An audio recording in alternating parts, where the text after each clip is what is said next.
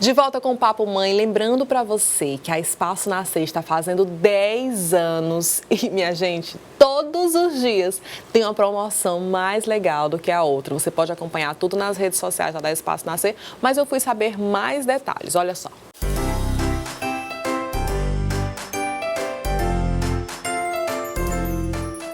Mamães, tenho duas notícias ótimas para vocês. Uma é que nesse mês de julho a Espaço Nascer está fazendo 10 anos e todo dia tem promoção. Então entra lá no Instagram, @lojasespaçonascer, que todos os dias tem uma surpresa linda esperando para você para comemorar esse mês de aniversário. E a segunda boa notícia é que eu estou aqui ao lado da Daiane Feitosa, que é organizer e vai nos dar dicas de como a gente fazer uma viagem com um filho pequeno. Daiane, quanto menor o filho, maior a bagagem. Por aí. É por aí? É. Como é que a gente pode organizar tudo isso? Pois é, acho que o primeiro passo que a gente não pode esquecer é o planejamento, tá? Então tem que ter listinha. Você não pode deixar de fazer a listinha. A listinha te dá a garantia de que você não vai esquecer de levar nada, certo? Aí tem gente que chega pra mim e diz assim, Daiane, mesmo fazendo a listinha, eu esqueço de colocar um monte de coisa na lista e esqueço de levar, e aí... Dica que vale ouro. Separe, faça lista por categorias. Tá? Feita a lista por categorias, ela vai te dar clareza. Então, vai estar tudo separadinho por categoria, você não vai esquecer. Tipo, alimentação, higiene, hora do sono, as roupas, né, calçados e acessórios. Aí vem medicamentos e aqui diversão e documentos. Essas são as categorias coringas. Não vai esquecer de nada. Todas essas categorias estão aqui na Espaço Nascer. Tudo que a gente precisa de uma forma super prática, desde a parte de alimentação. Vamos falar rapidinho aqui. Gostei desses potinhos aqui, Daiane. Potinhos para levar o leite. A mãe quer levar a latona, né, de leite na mala. Vai a mochila toda. Não pode. Vai no potinho, tá? Pronto, boa. Aqui, saco esterilizador para Como é que funciona isso aqui, Daiane? Ele instrui direitinho. Você vai colocando... Ele é reutilizável, mas você pode usar, acho que cerca de 20 vezes. Isso, e bota dentro do saco.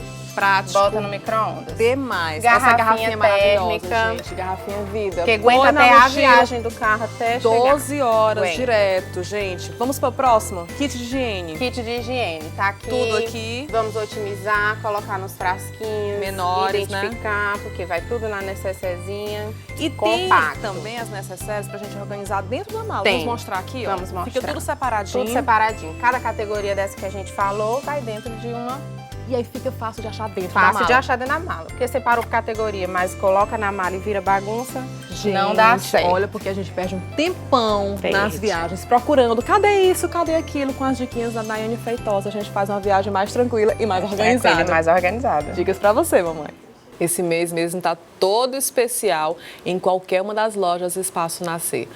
Vamos agora conversar com as nossas especialistas no assunto sobre primeiros socorros. Como nós falamos no início, é claro que a gente não gosta nem de pensar, minha gente, mas às vezes o anjinho da guarda dá uma cochilada, né? E aí a gente tem que estar preparada para isso. Eu tô aqui com a Marina Castelo Branco, que ela é psicóloga e ela é especialista também em treinar as babás, os cuidadores sobre como lidar com isso.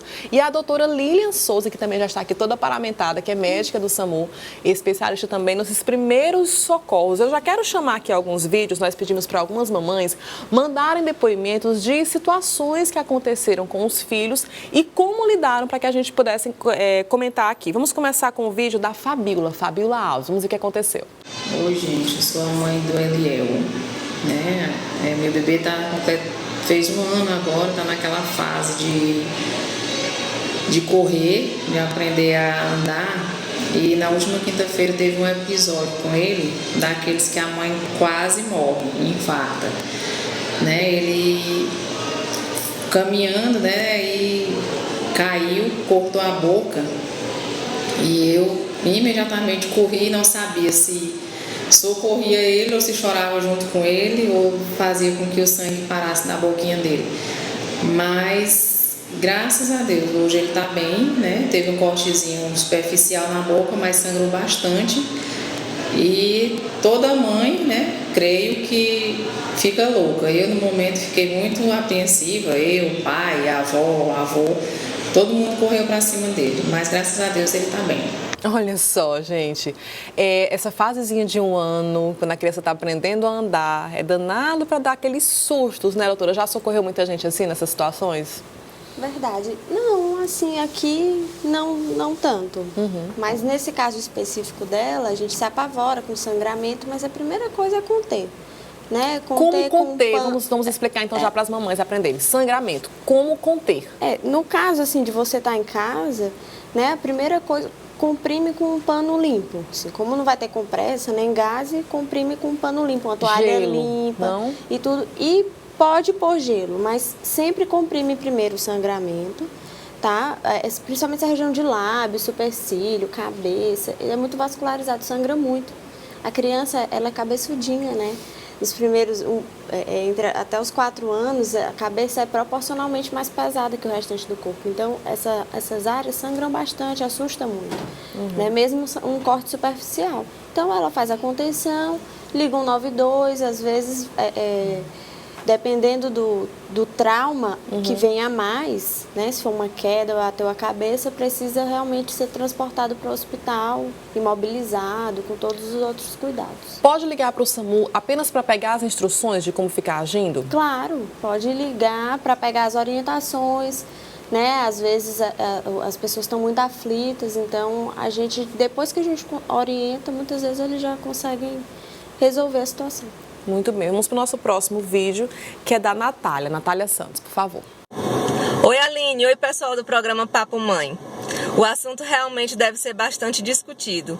O fato de trabalhar na área da saúde não me livrou de um susto desses. O meu pequeno Arthur, aos 8 meses de idade, conseguiu saltar do bebê conforto, dando aquele susto na gente.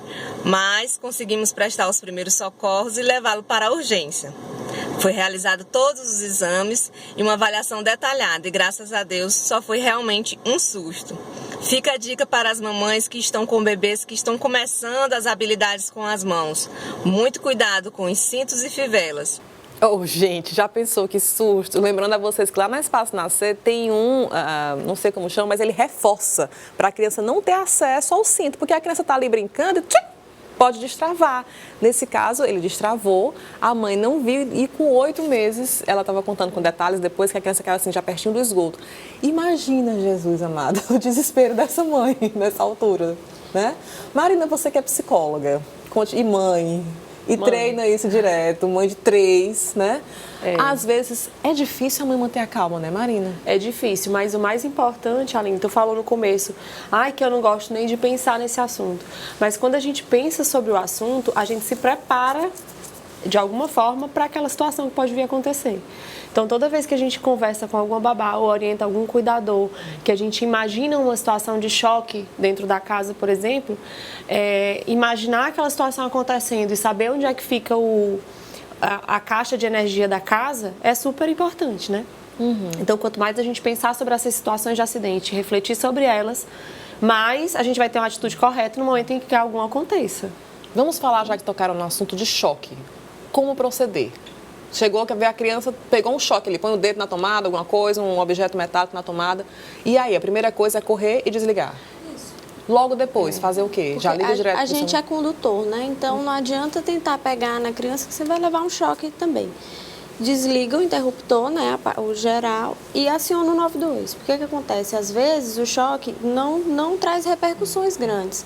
Mas às vezes aquele choque, ele entra e sai, naquele percurso ele queima músculo, né? Então ele queima, tem eletrólitos que são liberados, o paciente pode ter até problemas cardíacos, arritmias. Então, mesmo que pareça bem, precisa levar depois do choque para uma avaliação? Se tiver entrada e saída, né? Porque às vezes tem aquele choque e você retira e não ficou nenhum ferimento aqui. Certo. Né? E a criança está bem. Não necessariamente. Agora, se tiver orifício, a corrente passou, atravessou aquele membro, né? E se ele tiver qualquer outro sintoma, ou irritado demais, precisa ou tiver até avaliação. crise convulsiva e tudo, aí, obviamente, precisa levar. Em caso de queda, como é que a gente deve avaliar? Não, tudo bem, ok, eu consigo ficar aqui. Ou, porque uma dúvida é, ele está bem e eu preciso levar para um pronto-socorro, né? A criança caiu da cama, por exemplo, né? Como é que ela pode avaliar? Nesse caso, tem que levar para o médico ou não, seria exagero, está tudo bem. Quais são os sinais que a criança dá? Assim, tudo depende da altura, sabe, Aline? Então, toda vez que for 2 vezes a altura maior do que a criança, já é uma situação de risco. Toda vez que essa criança, depois da queda, estiver mais sonolenta, estiver vomitando, ou aquela irritabilidade não passar, aquele choro for persistente, tem que levar. O que a gente tem que entender, como eu falei, até parece ser brincadeira, mas a cabeça da criança é proporcionalmente maior. Então, traumas TCS, traumas crânioencefálicos na criança, muitas vezes a criança não dá nenhum sinal e tem alguma lesão ali. Tá? Então, toda vez que for essa altura aí, 2 vezes maior o tamanho da criança, é um sinal de alerta. Aciona o 92, dependendo do mecanismo da queda, às vezes a central de regulação... por exemplo, é grave? Depende da altura da cama, né? Do tamanho do menininho. E da criança, se for um bebê recém-nascido, é uma queda muito uma séria. Queda importante. Né? Aline, o que eu sempre converso muito com as babás é sobre falar a verdade para a mãe, né? Se você está responsável pelo cuidado daquela criança, no caso de uma queda, por exemplo, né, doutora? Alguma reação pode acontecer até 24 horas pós-queda. Então, às vezes, acontece da criança ter uma queda de uma situação grave, tipo, de cima de um escorrega, tá no parquinho brincando e cai de cima de um escorrega. É uma altura considerável. E aí, a babá, às vezes, eu não vou contar, não, bota um gelo aqui, tá tudo bem. Com medo de a patroa brigar com a babá, achar que ela descuidou, né? E aí, o que acontece? No dia seguinte, se essa criança começa a vomitar ou começa a desorientar, ela pode estar tendo uma reação àquela queda da sexta-feira e a babá está de folga, não está mais lá. A mãe acha que a criança está com a virose porque está vomitando e pode ser uma reação dessa queda. Então, a responsabilidade do cuidador nesse momento é fundamental, de comunicar à mãe, ele teve uma queda grave, uma queda, né, uma queda mais séria. A criança nessa idade de 1 ano tropeça toda hora e cai toda hora, mas uma queda da altura dela não é uma queda tão grave como uma queda de cima de uma altura, de cima de um sofá, de cima de uma mesa, de um escorrega, né? Então, esses cuidados que o cuidador, né, tem que ter para poder passar. E aí a gente fala sobre babás, mas é importante também alertar toda a nossa rede de apoio. Então, a avó ficou, o tio ficou. Às vezes, não, foi nada não, famoso nada não, né? Pode esconder alguma coisa. Fantástico esse alerta, Outra coisa, Marina. Aline, é que com relação ao choque elétrico, né? Eu sempre vou às casas e no momento que a gente fala sobre o choque, eu levo a pessoa que cuida até a caixa, né? Onde fica. 90% delas não sabem onde é que fica a caixa. Sério? Teve uma casa que eu fui fazer um treinamento e a babá não sabia onde é que era a caixa, ligou para a mãe e a mãe também não sabia onde era a caixa, precisava ligar para o pai para saber onde é que era a caixa de energia da casa e era atrás de um quadro na sala, um quadro enorme. Então, assim, todo mundo que está envolvido com o cuidado daquela criança precisa saber essas dicas básicas, tipo os telefones principais, que eu sempre digo para anotar e colocar na geladeira, escrito em algum lugar, não confiar só no celular, porque às vezes o celular na hora de um desespero cai, quebra, Vamos já desliga. falar então aqui, o 92, que é o SAMU, quais são os outros principais? O 93, que é bombeiros, o Corpo de Bombeiros, e o 90? E o 90. Da polícia. Que é o telefone da polícia. E também tem que sempre ter o telefone da mãe, do pai, do avô, né, da madrinha, do pediatra. Eu sempre recomendo colocar todos esses telefones. E assim, numa situação de socorro, de uma situação de emergência dentro da casa, eu ainda digo sempre assim, babá, primeiro procura o socorro, depois procura a mãe, o pai, a avó. Sim. Porque às vezes é uma mãe que é uma médica, socorrista, que está de plantão e não vai poder atender o telefone naquele horário. Não adianta você ficar ligando para a mãe e a criança sangrando. Então eu preciso primeiro acionar o socorro. Esse socorro pode ser do SAMU, de alguma ambulância específica, ou até às vezes um vizinho que é médico e que está aqui embaixo, no apartamento de baixo na hora. Então é importante o cuidador saber quem mora próximo, né? Uma dica importante para ele já acionar essas pessoas que estão mais próximas, depois eu aciono o SAMU, depois eu vou acionar a mãe e o pai que podem estar mais distantes daquela criança, né? Nossa, gente, quanta informação valiosa. Daqui a pouco a gente volta para saber mais. Vou querer saber de engasgo também, queimaduras, como agir. Eu volto já para falar de primeiros socorros. Até já.